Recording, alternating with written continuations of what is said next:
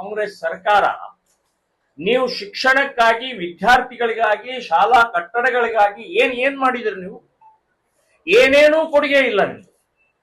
ಇಡೀ ಶಿಕ್ಷಣ ವ್ಯವಸ್ಥೆಯನ್ನ ಮತಾಂಧರಿಂದ, ಇವತ್ತು ಕೋಮುವಾದಿಗಳ ಪಠ್ಯ ಪುಸ್ತಕಗಳಿಂದ ತುಂಬಿದಂತಹ ಪಠ್ಯ ಪುಸ್ತಕಗಳಿದಾವೆ. ಮೊದಲನೆಯ ಸ್ವಾತಂತ್ರ್ಯ ಬಂದ ಮೊದಲನೆಯ 5 ಕೇಂದ್ರ ಶಿಕ್ಷಣ ಮಂತ್ರಿಗಳು ಮುಸ್ಲಿಮರು. ಇವರು ಪೂರ್ತಿ ಮತಾಂಧ ಶಿಕ್ಷಣವನ್ನ, ಕೋಮುವಾದಿ ಶಿಕ್ಷಣವನ್ನ, ನಮ್ಮ ಭಾರತೀಯರ ಸೋಲಿನ ಇತಿಹಾಸವನ್ನ ಪಠ್ಯ ಪುಸ್ತಕದಲ್ಲಿ ಹಾಕಿ ಇವತ್ತಿನ ತನಕ ಓದ್ತಾ ಇದೀವಿ. ಘಜ್ನಿ, ಘೋರಿ, ಔರಂಗಜೇಬ್, ಇವ್ರು ಯಾರಿವರು?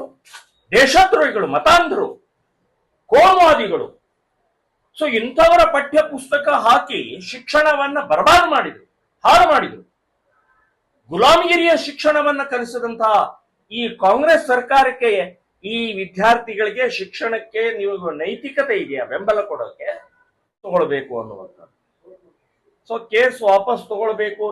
ಇದರಲ್ಲೂ ಕೂಡ ನಮ್ಮ ಬೆಂಬಲವನ್ನ ಸೂಚಿಸ್ತಾ ಇದ್ದೀವಿ. ಎಕ್ಸೆಪ್ಟ್ ಕೇಂದ್ರ ಶಿಕ್ಷಣ ಮಂತ್ರಿ, ಪ್ರಧಾನ್ ಇವರ ರಾಜೀನಾಮೆ ಬಿಟ್ಟು ಉಳಿದ ಎಲ್ಲ ಬೇಡಿಕೆಗಳಿಗೆ ನಮ್ಮ ಶ್ರೀರಾಮ್ ಸೇನೆ ಸಂಘಟನೆ ಬೆಂಬಲ ಇದೆ.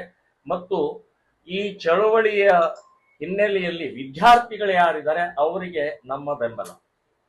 ಇನ್ನು ಈ ಒಂದು ಚಳವಳಿಯ ಹಿನ್ನೆಲೆಯಲ್ಲಿ ನಡೀತಾ ಇರುವಂತ ಇನ್ನಿತರೆ ಚಟುವಟಿಕೆಗಳು ಅಥವಾ ಕೆಲವೊಂದು ಅರಾಜಕತೆ ಮಾಡ್ತಾ ಇರುವಂತಹ ಕೆಲವೊಂದು ಶಕ್ತಿಗಳು, ಪಕ್ಷಗಳು ಕೈ ಜೋಡಿಸಿದ್ದು ಅಕ್ಷಮ್ಯ ಅಪರಾಧ ಅಂತನ್ನುವಂಥದ್ದು ನಾನು ಹೇಳ್ತಾ ಇದ್ದೀನಿ. ಇವತ್ತು ಕಾಂಗ್ರೆಸ್ಗೆ ಈ ವಿದ್ಯಾರ್ಥಿಗಳ ಬೆಂಬಲಿಸುವಂತ, ಶಿಕ್ಷಣಕ್ಕೆ ಬೆಂಬಲಿಸುವಂತ ನೈತಿಕತೆನೇ ಇಲ್ಲ, ಯೋಗ್ಯತೆ